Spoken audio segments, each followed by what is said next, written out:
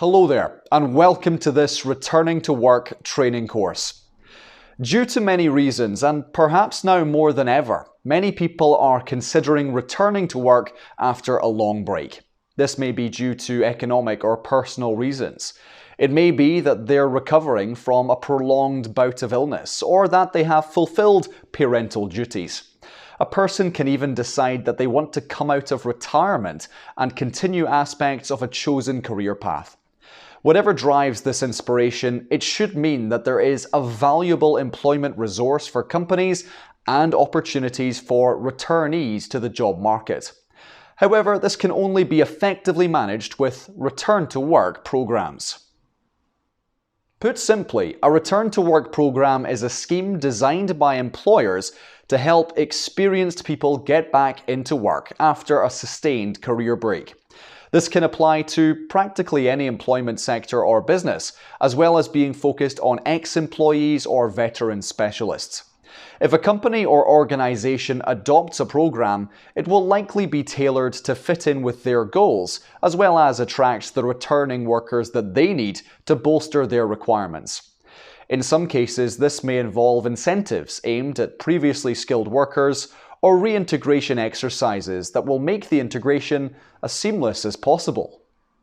An employer and a prospective employee will mutually benefit from a return-to-work program in several ways.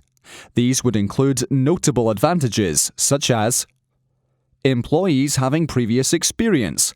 Minimal training or supervision may be needed for recruited staff. Tailored support and training. Employees are guaranteed to be given the specific tools and information that will ensure effective contribution to career or employment goals. Enhanced flexibility. Working hours can be attuned to the returning worker's needs and provide resources for the employer where it is best served. Boosting workplace confidence. Where a prolonged absence may have eroded a worker's self-assurance, a tailored program will allow for it to grow again. Pathways to permanent employment. Opportunities granted by a return-to-work program may well lead to permanent jobs instead of a temporary agreement. It should be remembered that a person returning to work may have just gone through a prolonged experience, which could have been emotionally or physically trying for them. Every person's life journey will be unique to them, as will their reasons for returning to work. A serious illness may have halted their career path. They may have had to care for a relative or child. Many scenarios can be formulated to explain the conditions that caused them to leave employment and now return to a chosen sector. Whatever the circumstances, a program should be sensitive to the potential situation, as well as the requirements of the employer and the returning worker. The way in which a return-to-work program is operated will depend upon certain criteria within a business or company. This is especially true when it comes to former employees. A program will need to analyse and incorporate such factors as how the employee felt about their role and work before their departure, how much they have been communicated with during their absence, how much they have prepared for a return to work, how their manager and colleagues have been supported after they left, how much time has passed since their last workplace attendance, how their return to their previous role will be organised within the organisation. The Employment Rights Act 1996, or the ERA, was passed to solidify all existing legislation that covered an individual's basic rights in UK employment sectors. This includes such instances as unfair dismissal, redundancy, and such like. In addition to that, the ERA also provides guidance for returning to a workplace after paternity leave, maternity leave, sustained illness, and similar situations. As per the contents of the ERA and other UK employment laws, an employer and employee may agree to a phased return to work. This is usually applicable when someone is ready to return to work after an absence and the employer is following their company policy, as well as established legislation. In special circumstances, such as bereavement or medical conditions, this phased return may consist heavily of reviewable factors such as reduced hours, lighter duties, different responsibilities, remote working. When a person returning to work is an existing employee recovering from illness, had a serious injury, requested parental leave, or had a long absence for any reason, they're often simply known as a returner. For this scenario, most large organizations will have what's known as a returners program.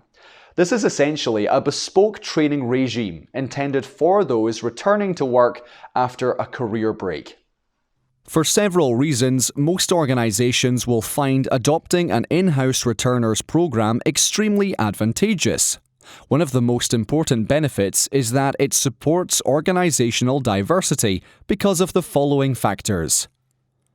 Despite changes in paternity, maternity leave restrictions, most workers who need sustained leave for parental care will inevitably be female workers.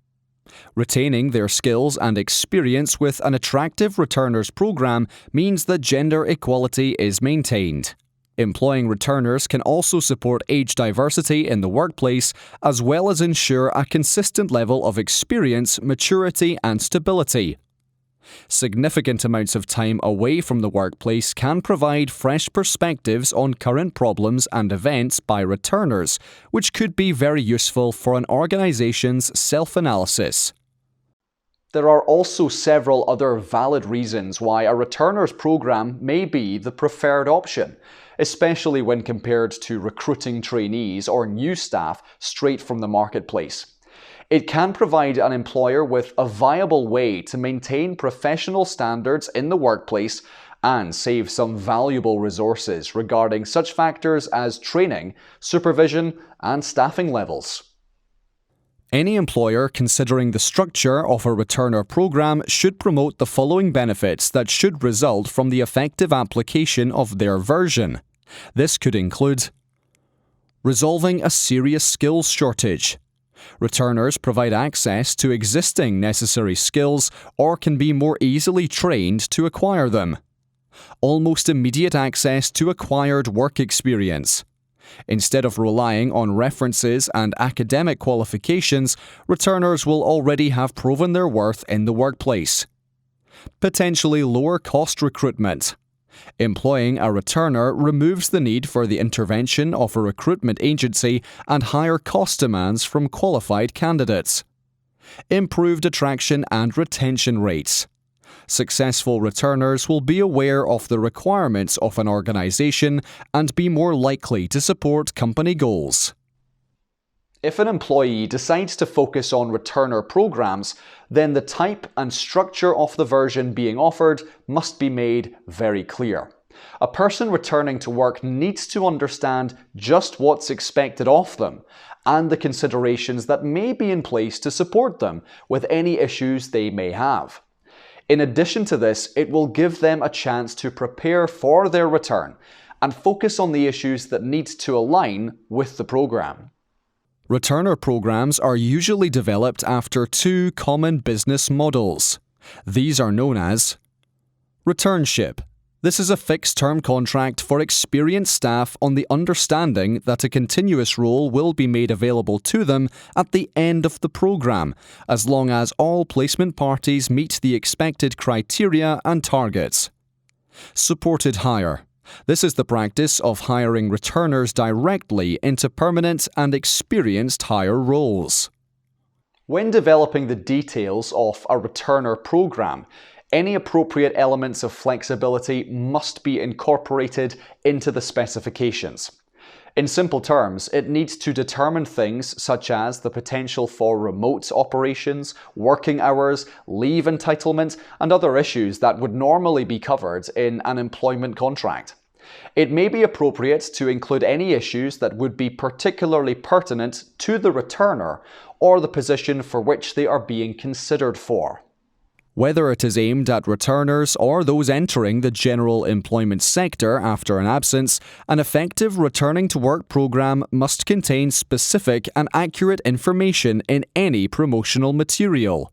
When advertising online or posting an opportunity to targeted individuals, the content should include the following: a statement of intent and what is being offered by the program, a simple and clear definition of the job role, a description of the application process and any deadlines, details of the salary and working expectations, any information about flexibility options, interviewing procedures, primary contacts.